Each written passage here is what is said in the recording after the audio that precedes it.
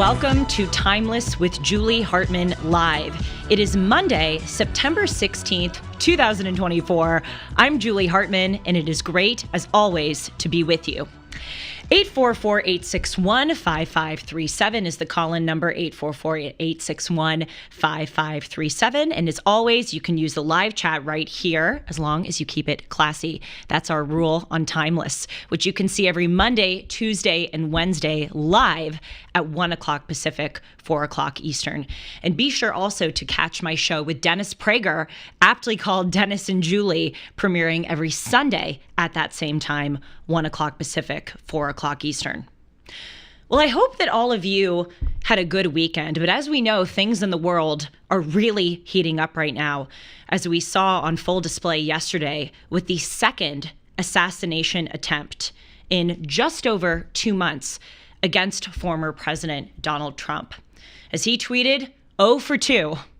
Thank God the former president is okay, but of course, we have to wonder why this continues to happen and how an individual was allowed to know where the president was going to be and get within 300 to 500 yards of the president before being neutralized by Secret Service. We also know that as the United States is considering aiding Ukraine, or at least allowing Ukraine to shoot conventional weapons into Russia, we have seen that the president of Russia, Vladimir Putin, has come out and said that he would consider this to be an act of war by all NATO countries against Russia. Here to discuss both of these very encouraging developments, someone who I've welcomed on the show before. I'm so pleased to welcome him back. We have Mr. John Moody here live today. Mr. Moody is the former Vatican correspondent for Time magazine. He was also the executive vice president of Fox News. He actually helped to launch the Fox News channel. He has worked in New York, Moscow, Paris, Warsaw, Mexico, Costa Rica, and Rome, among other places. And about 2 years ago, or actually a year and a half ago, when I launched this show, he was one of my first guests. And I welcomed him on to discuss his magnificent trilogy on the Chinese Communist Party, which you know we discuss probably almost every week here on Timeless. The first book of that trilogy is called Of Course They Knew, Of Course They. The second, which Mr. Moody and I discussed, is The World We Wish. And his third book just came out in this trilogy. It is spectacular. I've read it. It's called Just Another Country. Mr. Moody, welcome on to Timeless. It's great to have you back. Well, Julie, that's the nicest introduction I've had for a very, very long time. Thank you. The only thing I can say is the show ought to be called Julie and Dennis. That's right. The audacity of him to put his name first, but we say as far as seniority goes, he deserves to be first, and alphabetically, it also works. But thank you. Thank you so much for coming on. And I've told you this off the air, and I've mentioned you many times on the program, but really your trilogy on the Chinese Communist Party gives me nightmares. And it is so the important set of books for us to read right now to understand the subversion and infiltration campaign of the CCP. And another book that I want to shout out to the listeners, although they've heard it many times, especially over the past few weeks, is your book on John Paul II, which I read before going to Rome. And it is so excellent. And I was so struck by, weirdly, many of the similarities that I believe that Pope John Paul II shares with Donald Trump. Not just so much in his policies or disposition, although, of course, JP2 is a far holier man than Donald Trump. Donald Trump would admit that. But as far as the challenges that he faced. So we will certainly be discussing this book. Well, that's yes. It's hard to immediately call to mind the similarities, but you're right. The two men share certain qualities, and they also share just I guess, innate ability to connect with regular people, talk to them on their own level, and yet at the same time possess knowledge well beyond what they're discussing, but have decided not to bring it up with a crowd of people that just wants to get close to them, shout for them, say, hey, we love you, etc. And it takes a certain amount of restraint, not something Donald Trump is known for, to gauge, what level you want your conversation to be at. That's right. At a cursory look, it would seem preposterous to compare someone as indeed saintly as Pope John Paul II with Donald Trump. But as you indicate, they were both showmen. I mean, JP2 was an actor, I learned from your book growing up. Yep. They also are deemed to be conservative by many, though I would say that they both actually share some liberal or traditionally not deemed conservative views. They both, of course, had assassination attempts on their lives, and they were navigating very similar circumstances as far as the threat of the Soviet Union, now Russia, and also a perhaps impending nuclear war. So we could get into all of those right now, but I do want to start off with this assassination attempt that we saw yesterday, the second one against the former president. What do you think is going on here? Why is this the second attempt in just about 2 months? Donald Trump puts himself into positions that many politicians would not. Now, again, he is not an ordinary politician by any means. All he shares with most politicians is he's running for office. But he goes places, he sees things, he goes into situations where I think more traditional American politicians would not. And that puts him sometimes on a stage in Butler, Pennsylvania, and sometimes in a golf course on property that he owns, for goodness sake. And so how did someone with a known mental problem get that close and on Trump's property, armed with what appears to be something similar to an AK-47? So, yes, there have been questions raised now about the Secret Service. I happen to know a couple of guys in the former members of the Secret Service. I think that they all would agree that protecting the life of the president and the president's family is their top priority, their job. They are, however, and even Joe Biden mentioned this yesterday, they're understaffed. The number of people required to do an advanced surveillance job, then go in with the candidate or the president in this case, protect his children, protect his wife. All of these things are time consuming and they take a lot of human effort. And I think that the president, the Secret Service is undermanned, understaffed, and underpaid. Well, that is certainly true, though one cannot help but notice that there have not been similar attempts on someone like Kamala Harris. And if we look back at the assassination attempts in American history, we can see that there might be a through line. I'm curious to hear what you may think about this, about the kinds of candidates or political figures who invite that kind of violence. You said that Donald Trump is a different kind of political figure in the realms that he goes to. What do you think specifically he has done, which again has invited two of these in just about 2 months?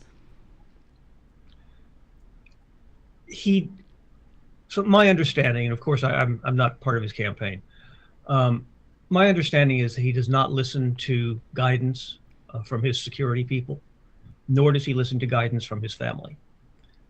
Now, that does not mean that he should be shot at. That does not mean that we should lower our guard or have less concern for a candidate or a former president's safety. But he's a difficult guy to order around. He's not used to it.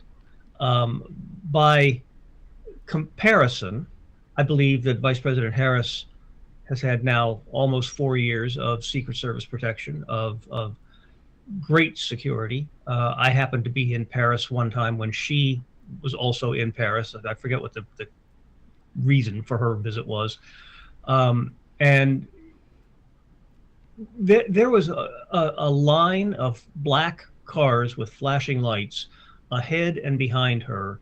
And this is on Paris, not exactly a country road. And she was just sealed in like a clam with its shell shut. So I think she's used to that.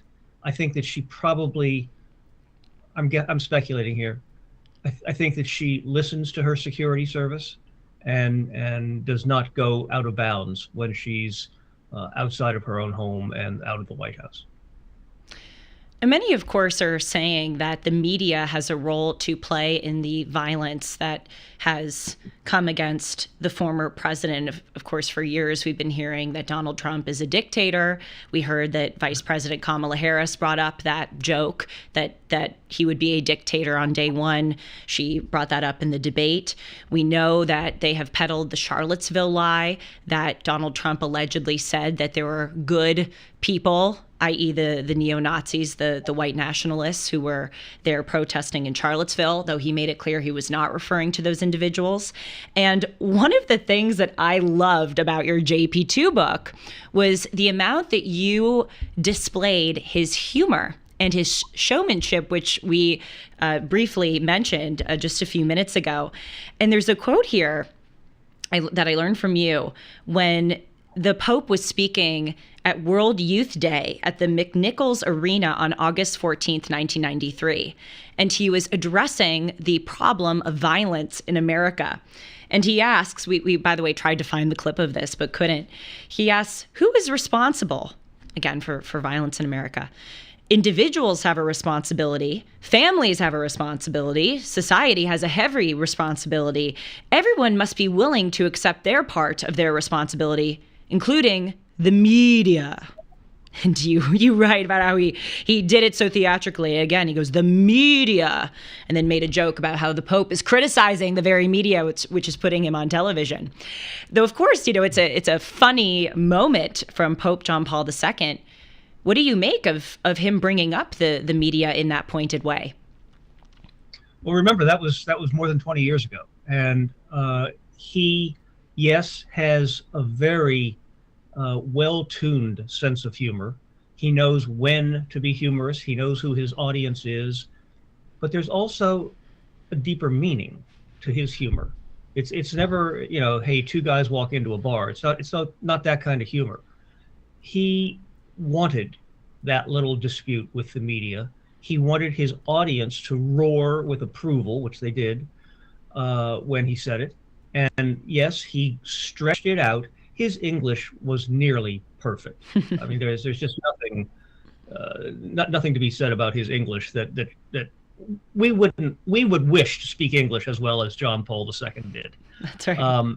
And so when he stretched out the media, he was giving this crowd of thousands, tens of thousands around him a reason to go berserk, and they did. And at the end of it, they started into this chant that said, JP2, we love you. And you could see the intricate wheels of his mind working. And so he said right back to them, JP2, he love you too. Boy, I wish we could find a clip of that. And, in addition to the English, I learned from you that his Italian was spectacular. And even after his assassination attempt on May 13th, 1981, he asked, I believe in perfect Italian, why did they do it? Yeah. It was people that were getting him off the Pope mobile and onto a stretcher to be taken to the Gemelli Clinic Hospital. And he did two things that I just think that most victims of a gunshot wound would not do. He thanked the medics that were getting him onto the stretcher, and then he said, and not with anger, not with any kind of retribution in mind, why did they do this? And of course, it turned out that it was a deranged Turk that had long planned some sort of violence against the Pope. But the fact that he could bring himself to have a conversation with his rescuers, with his now newly enrolled staff to help him get to the hospital and to save his life, and it was thank you. Not many can do that. It also has to be said that and we'll just stay with the Italian for 1 second, if I may. But the day that he was elected Pope and came out to face the crowd for the first time as Pope. Most popes give their opening remarks in Latin. It's, of course, the Roman Catholic Church. And he spoke in Italian because the crowd in St. Peter's Square that day was largely Italian. And he spoke perfect Italian. but made sure to say, I hope that I can address you in your, and then he paused, in our language. And he said, if I make a mistake, you will correct me. He'd just been named the Vicar of Christ and sitting on the throne of St. Peter, and yet he asked to please be corrected if he made a mistake with the language. Yes. They loved him. They loved him immediately. Well, in this way and many others, he is utterly unlike former President Donald Trump. But I loved that part of the book because of the humility and graciousness of the Pope. You know, he had this fantastic way of being so sturdy and uncompromising in certain ways, and yet also giving one a sense of trust. And you write in your book that Gorbachev, the general secretary of the Communist Party of the Soviet Union, really felt a special kind of trust with Pope John Paul II that he said years later really kind of contributed to some of the changes that would spell the end of the Soviet Union. We have a video here of Gorbachev coming to visit the Vatican. This was close to the collapse of the Soviet Union, but this is on December 1st, 1989. Do we have that video? I want people to see. It's just stunning of him walking in. Well, that's another video of Gorbachev, which we will play. Do we have the Vatican one? Let's see. Or we can just act it out, Mr. Moody. You can play Gorbachev, and I could play Pope John Paul II. You probably want to play Pope John Paul II. I call him in the duel. If we don't have the video, that's quite all right. We don't. Okay, that's fine. But really, it's amazing that Pope John Paul II was able to do that. And, you know, when I bring up the similarities with him and Donald Trump, I'm certainly not trying to act like Donald Trump is this kind of saintly, holy figure as John Paul II was. Though during his presidency, during his 4 years, it really was amazing to me, and of course you may disagree, and I welcome it, to see Donald Trump really go and kind of facilitate a different kind of relationship with our adversaries and our allies. I think, for instance, of the Abraham Accords. I think, of course, of Donald Trump walking into North Korea. What do you make of that? Do you see why I may point to some similarities between these seemingly incompatible figures? Well, yes, of course, Julie, and you're absolutely right. And as we were just saying, Trump, as president and now as a candidate for president again, does not like to be told what he can and cannot do.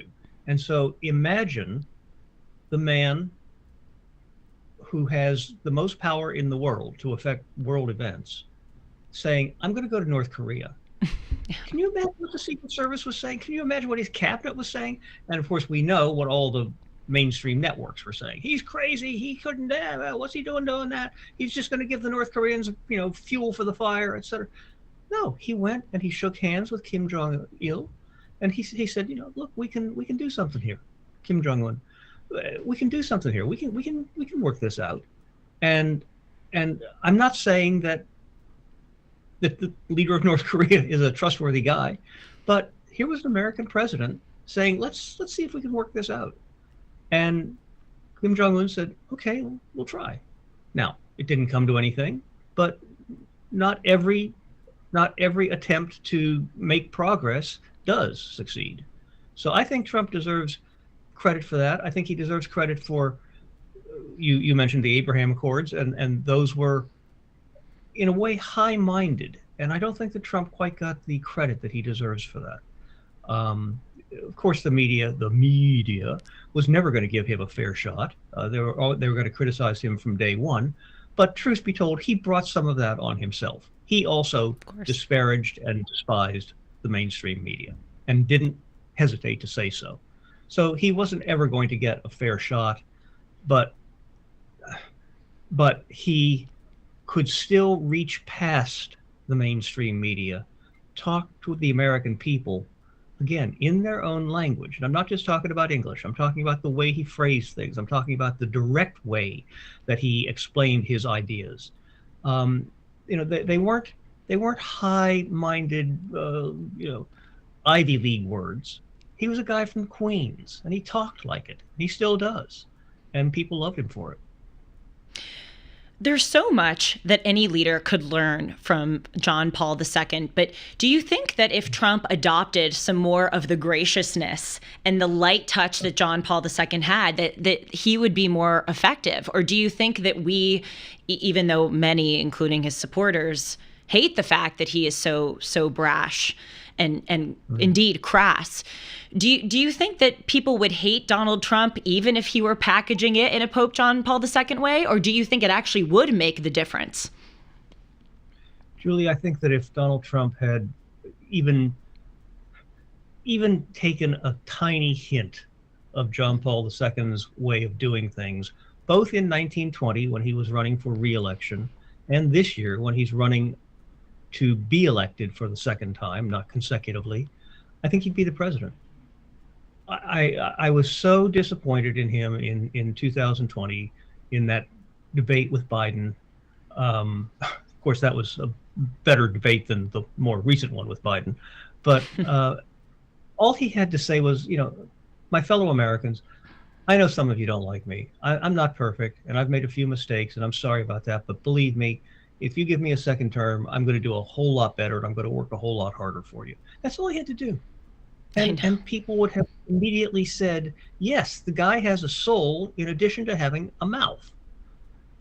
So, yeah, and it's perhaps too late now because he's already said there won't be another debate with Vice President Harris. But yes, a personality transplant would be a very good thing for him to consider. I completely agree with you. And although, of course, he has not been treated fairly and he has faced terrible, terrible challenges and injustice, in my opinion, he really is his own worst enemy in this regard. And if he does not prevail in November, I really would place a lot of the blame on him. And the fact that he has not endeavored to take advice from people and change his packaging. It is so easy for him to do so. And yes, I wish I could hand Trump the JP2 book. Yeah, he'd probably say there aren't enough pictures in it. But but I mean, his own son, Donald Jr., has tried to persuade him, go easy, step back a little bit, act more like a human and less like Donald Trump. But he can't. It's just not in him. And so we'll see if his own failures as a personality are going to deny him a second tour to the White House. In our remaining time, I want to talk with you about how John Paul II shrewdly and nobly steered the world against the full-fledged forces of evil. And I think there are a lot of similarities between what John Paul II was facing in the 1970s and 1980s and what our next president, whoever it may be, will face now. But first, I want to tell our audience very quickly about an investment that they should consider making, and that is in gold. Right now, amidst a lot of global and economic volatility, it is prudent to tie your assets to something physical, something that has value, even against that volatility. And that's why you should consider investing in gold. Economists are warning us about massive tax hikes that could hit our IRAs and 401ks hard. It's no wonder that central banks and many Americans are thus turning to gold. If you haven't thought about gold yet, now is the time, and you should consider trusting Priority Gold to help you diversify your savings with gold and silver. Text GOLDEN to 1-800-405-GOLD for a free gold information guide and see if you qualify for free shipping and storage. Experts, and the good kinds of experts, agree that physical gold is one of the best ways to fortify your savings right now. Act now to get your portfolio working for you, while at least for now, the market is golden. Text GOLDEN to 1-800-405-GOLD to learn more. That's text GOLDEN to 1-800-405-GOLD. So in your book, Mr. Moody, I was so riveted by how John Paul II tried to navigate his dealings with the communists. And of course, growing up in Poland and being, I believe he was the Archbishop of Krakow. I have you here to correct me if I'm wrong about that. I loved reading about when he insisted that a church be erected at Nowa Huta, I believe it is called. And again, you can correct my pronunciation there, my imperfect English and Polish. But he insisted that there be a church erected amidst this communist utopian industrial site. We know that he supported the solidarity movement in Poland while he was Pope, which proved to be actually instrumental in the fall of communism.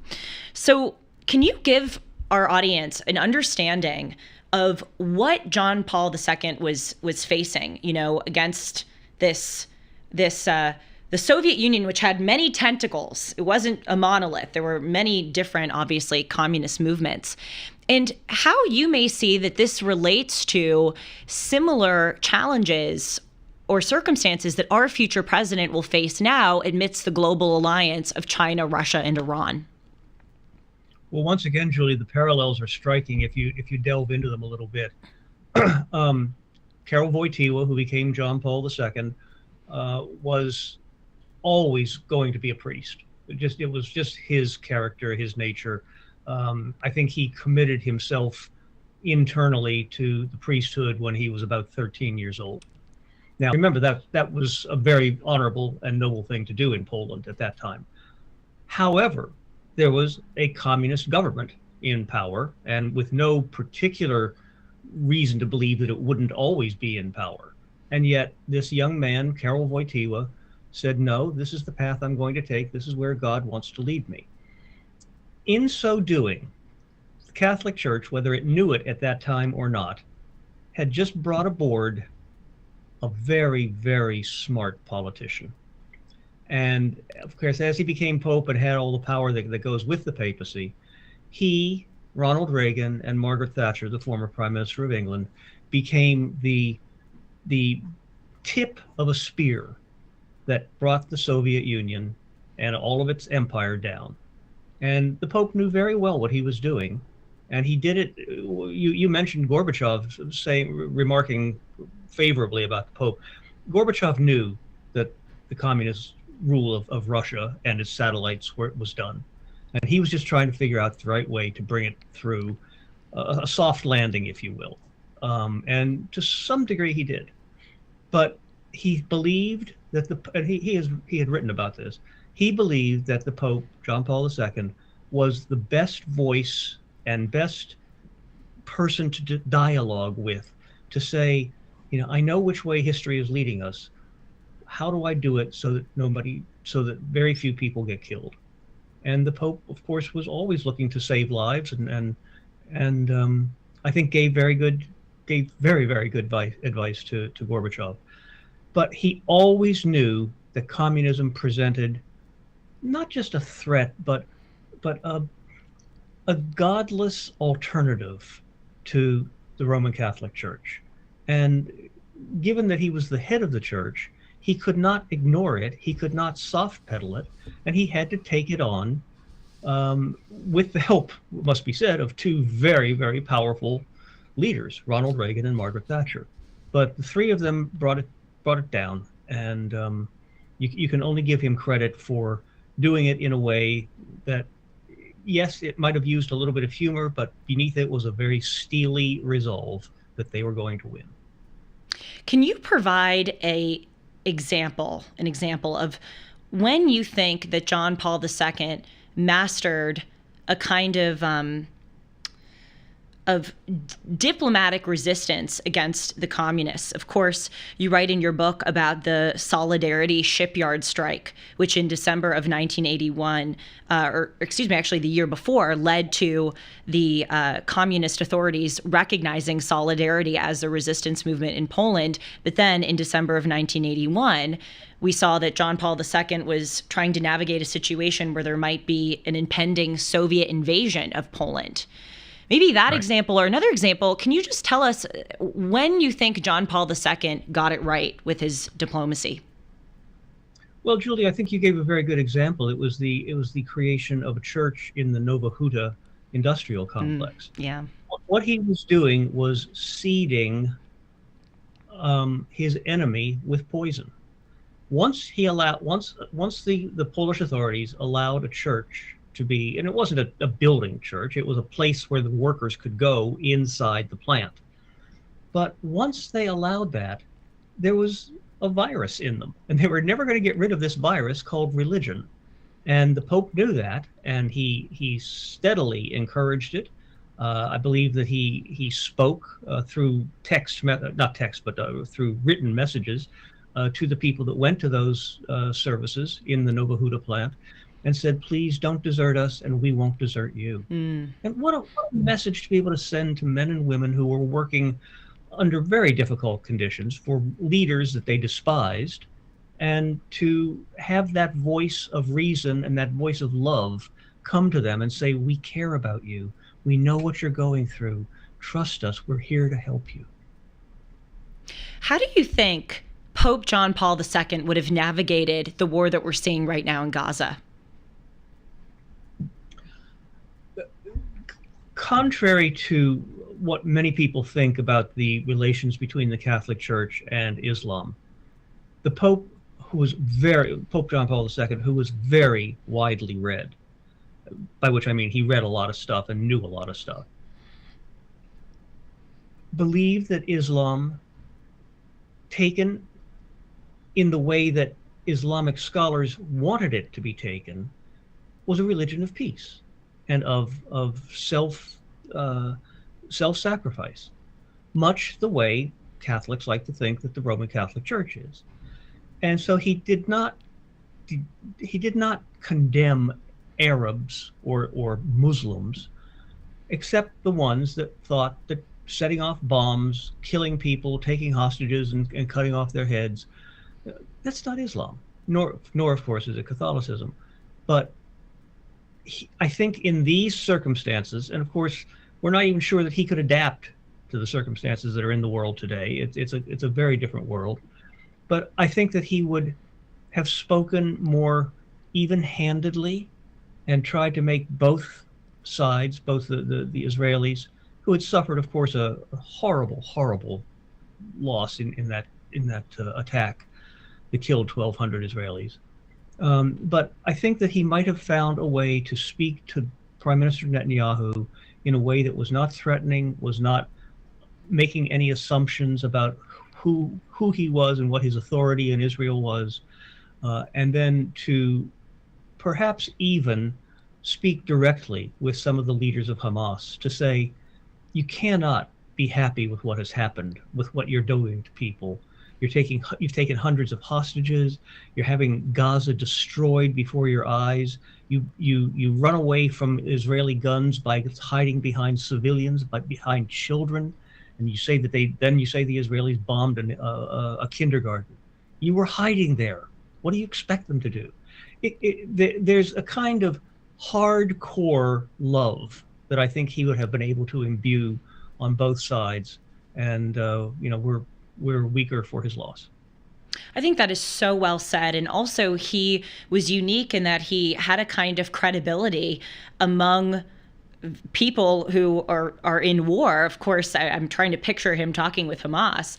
And I think he would have been granted a degree of credibility because he grew up in Poland during World War II and under communist rule. And in your book, I mean, it was, you laid it out in this cinematic way where he was running from his job. He was working at a quarry, blasting limestone during World War II in order to have the internal document which would prevent him from being sent to death camps. And then he left that in 1942 to join the seminary underground, of course, and the Nazis went to try to find him, and thankfully, I think providentially, did not look in the basement where he was hiding. And so he's a unique figure in his graciousness and his hardcore love. I think that is so well said, but also because of his life experience where people from all different walks of life really trusted him because they knew what he went through. You know, Julie, I think that history is decided and is written by very small coincidences that take on greater meaning once you see what they actually allowed to have happen. Yes, he hid in a basement. He hid in a cellar. What if he hadn't? What if he had taken them on? What if he had decided to be macho and say, "Hey, you guys," That's he'd right. be dead, and we would have been denied, one of the great leaders of the Western world of all time. I'm curious to know how you think that John Paul II would have navigated the Chinese Communist Party. You talk about this hardcore love. With the Chinese Communist Party, I mean, with certainly any tyrannical, dictatorial, evil regime, it's difficult to think in loving terms. But one of the things that you indicated, and that I was so impressed with John Paul II, was he did have an ability, despite his unwavering principles, to really put himself in the position of the other power. Do you think he would have done that with the Chinese Communist Party and understood any of their grievances against the West? It's a great question, Julie. I've said, and I'm going to be doing a speech next week about it. I think that the threat of the Chinese Communist Party now, the current threat, to be the greatest threat that the United States has ever encountered, and that includes the Civil War, that includes the Second World War, and that includes the downfall of the Soviet Union.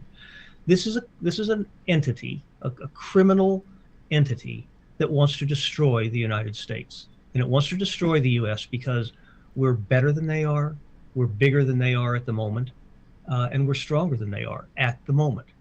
Now, we're doing all this research on, I'll get to the point in a second, but we're doing all this research on artificial intelligence and how it's going to be the next major weapon in the next major war.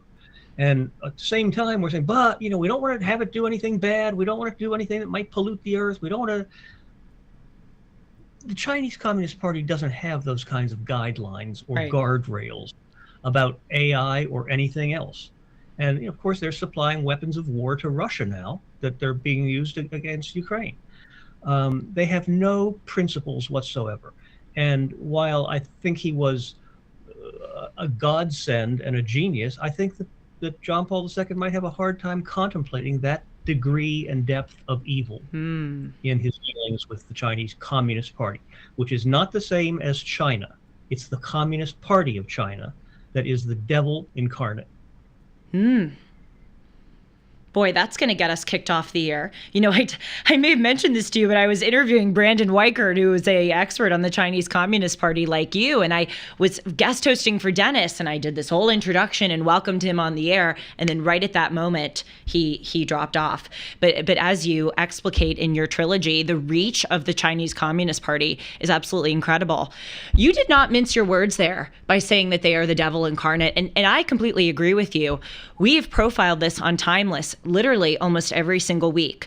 They are responsible for the fentanyl crisis, which is poisoning 75,000 Americans a year. They buy farmland next to our military bases and set up a spy base on Cuba in 2019. They steal billions of dollars in our intellectual property. They have gone after candidates like John Yang in New York, who is running for Congress, who was born in China, came to the United States, and was running basically against Chinese Communist Party infiltration, and the FBI found out that they sent some hitmen to go rough him up. The list goes on. They just infiltrated our government with Governor Kathy Hochul, the diversity officer, and they have bought off our president. So I completely agree with you there. But, you say that John Paul II would have a hard time understanding that evil. What do you think makes the Chinese Communist Party's evil different from other acts of evil that you think the Pope might have been able to understand? Because it knows no boundaries. It does anything and everything to stay in power. Even Vladimir Putin is afraid to launch nuclear tactical weapons in Ukraine right now because he knows what the blowback would be. The Chinese have no compunction about doing whatever it takes to have them stay in power and win. And I hate to even say it with a degree of certainty that I feel, but it's only a matter of time before they go into Taiwan and take it back and reclaim it for the Chinese People's Republic. Forgive me for interrupting you, but I really am curious. where do you think this level of evil comes from? Have they been subjected to any more harshness and circumstance than any other people all around the world? I don't know about that, Julie. I think that since Mao Zedong became the leader of the Communist Party, I mean, one of his first initiatives as the leader of the party was to exterminate 2 million of his own people. It was called the Cultural Revolution. Some of his successors, Deng Xiaoping being one particular point of intelligence and openness, tried to open China to a Western economy. He succeeded in many ways beyond his wildest dreams. Everything that we buy is made in China now.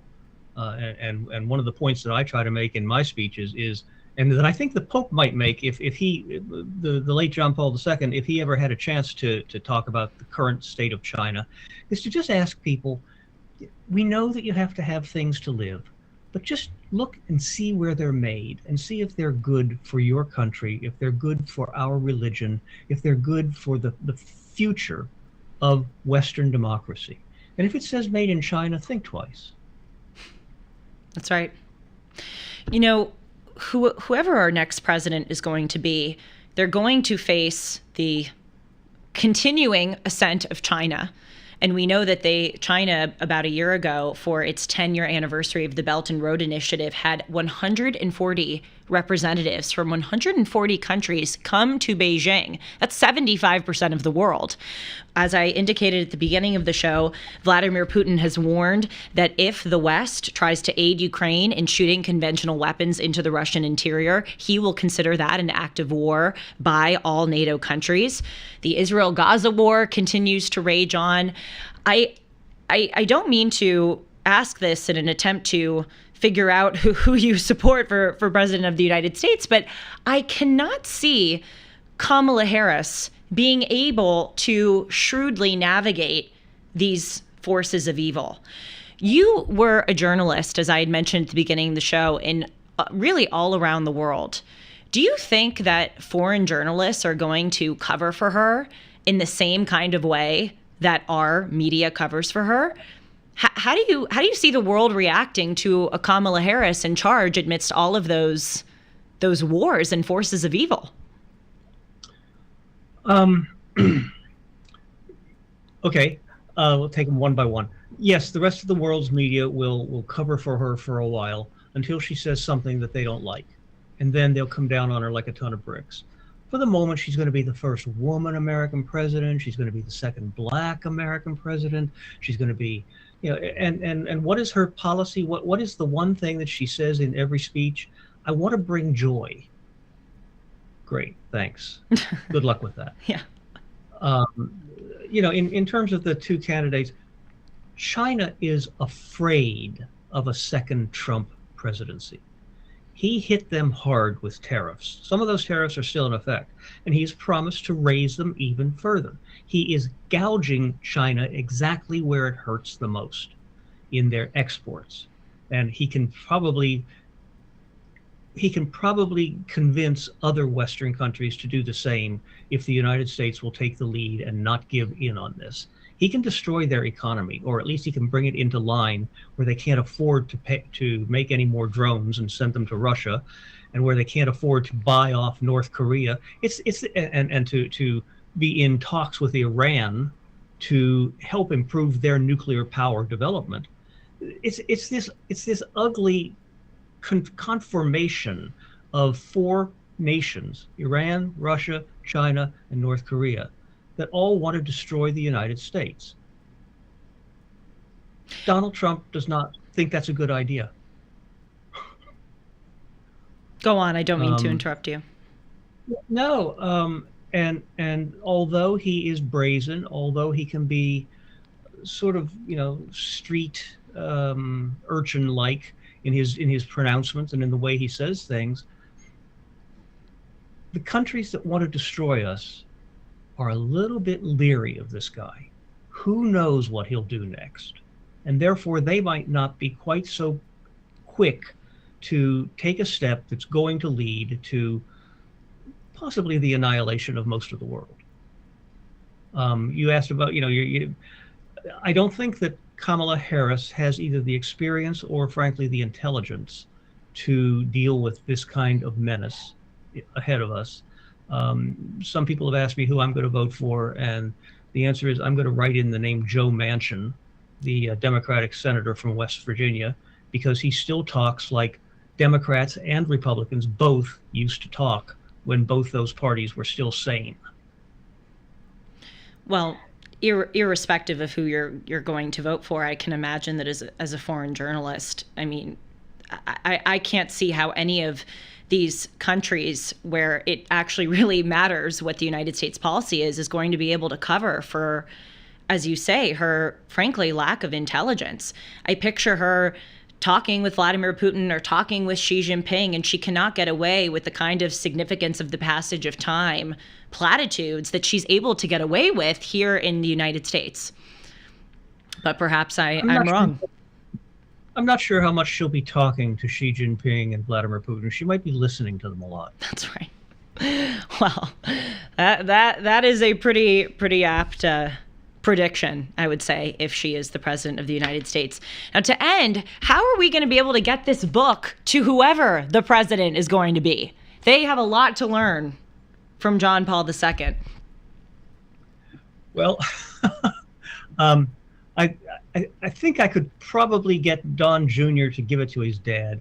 I don't think that the book will ever get within 100 miles of Kamala Harris. It'll probably be destroyed the minute it's put into the post office system. And I just don't think that what John Paul II had to teach us is something that Vice President Harris thinks she needs to know. That's fair. Well, it was very interesting to see recently that Donald Trump tweeted a happy birthday to Mary. And she picked a Catholic, I'm misgendering the president. He picked a Catholic as his vice president. And I also learned during my time in Rome that he had a statue that was gifted to him by a Catholic of Mother Mary in the White House. So I think he may be a little bit Catholic curious, maybe not in faith, but Vatican curious, I would say. Well, he's probably an admirer of any government system that has been around for 2,000 years. And then, maybe he's thinking, maybe I can learn something from these guys. That's right. Well, thank you so much, Mr. Moody, for coming on. And as a reminder to the audience, really any of Mr. Moody's books are worth reading, but I would especially highlight right now the trilogy on the Chinese Communist Party. We have 2 of the 3 on set here. We have The World We Wish and Just Another Country. And of course, I think this is my favorite of your books. Please read the John Paul II book by Mr. Moody. Thank you so much for coming on. And, actually, before I let you go, forgive me, I forgot perhaps the most important question I could ask you in this interview. You met the Pope.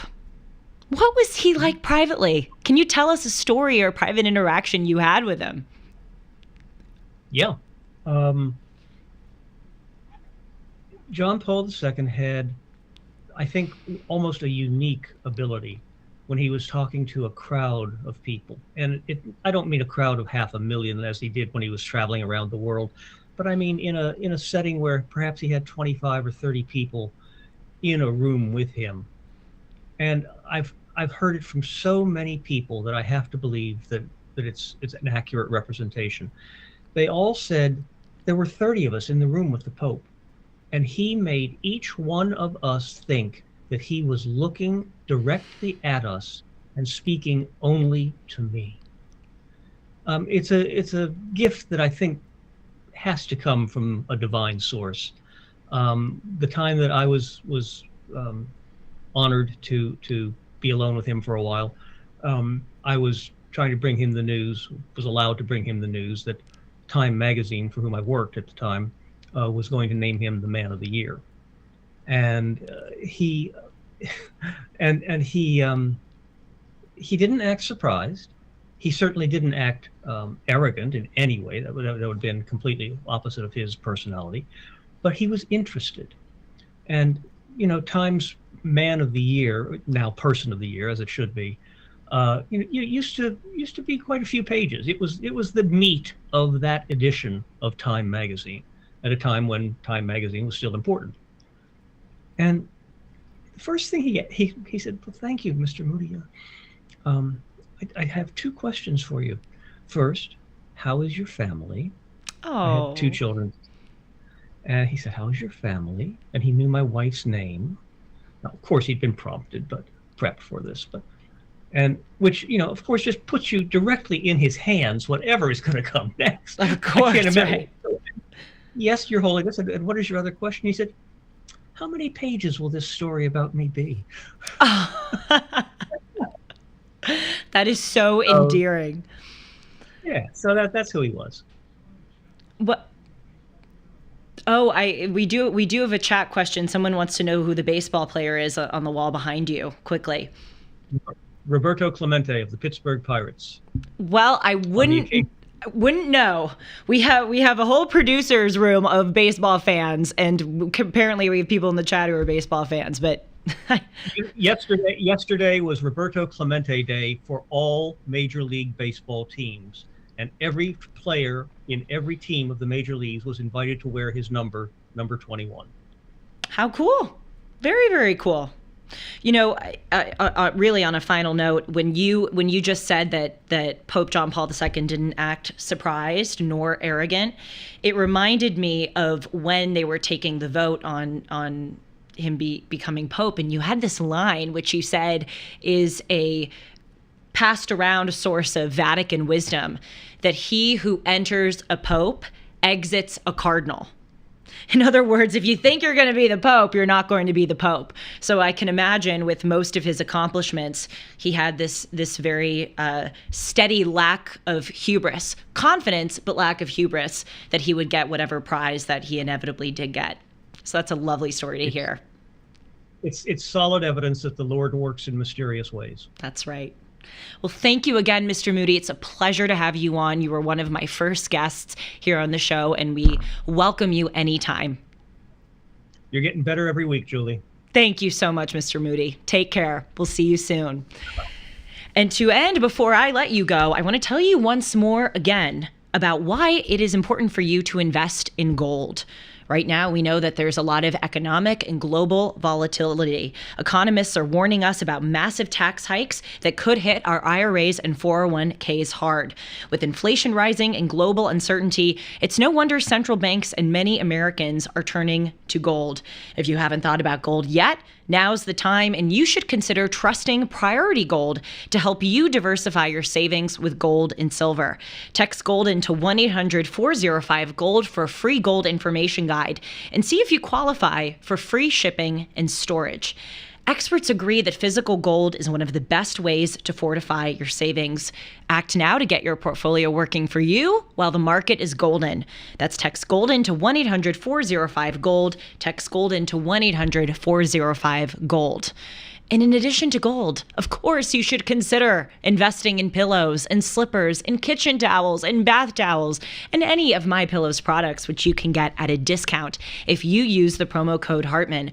Right now, MyPillow's bringing you the most requested offer ever.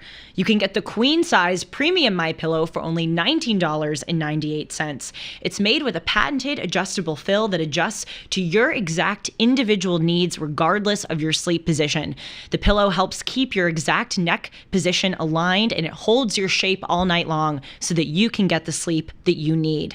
But that's not all. You can also get MyPillow's 6-piece kitchen or bath towel sets for only $25, the brand new mattress topper for as low as $69.98, and their famous MyPillow bed sheets for as low as $25. Just go to MyPillow.com or call 1-800-566-6745 and use the promo code Hartman to get big discounts, again, including on the premium queen size MyPillow, which you can get for $19.98. Use the promo code Hartman at checkout. Don't delay, order today. All right, everyone, I'll see you tomorrow live at 1 o'clock Pacific, 4 o'clock Eastern. We never brought in Sean to the mix, so he is here. I know he's a big JP2 fan. Hope you enjoyed the interview, my friend. But you'll be getting some Sean tomorrow. We look forward to it. Take care in the meantime.